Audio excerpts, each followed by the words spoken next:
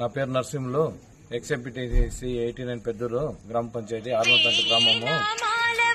నేను బెంగళూరు నుండి సొంత గ్రామం ఆర్మపేంటకు వస్తా ఉంటే ఈరోజు 89 పెద్దూరులో ఇది వైసీపీ నాయకులు మమ్మల్ని మా కారును అడ్డగించి మరణాయుధాలతో రౌడీ షీటర్ సత్యేంద్ర, వాళ్ళ మామ వెంకటేశు, చంద్ర వాలంటీర్ చంద్ర, ఈ ముగ్గురు మమ్మల్ని మరణాయుధాలతో నా పైన, మా మిత్రులు మా గణపతి, చంద్రబాబు ముగ్గురు పైన దాడి చేసి వైసీపీ నాయకులు చాలా గాయపరిచినారు.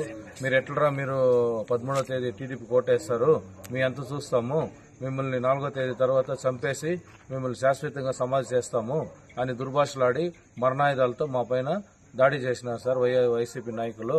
దానికి మేము అక్కడి నుంచి తప్పించుకొని వచ్చి పోలీస్ స్టేషన్ లో కంప్లైంట్ ఇచ్చినాం సార్.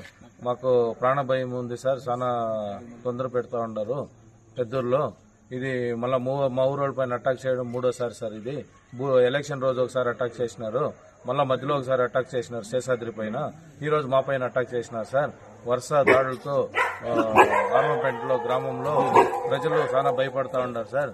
మీరు దీనిపైన తగు చర్య తీసుకొని మాకు న్యాయం చేయాలని, వాళ్ళపైన యాక్షన్ తీసుకోవాలని కోరుతున్నాం సార్.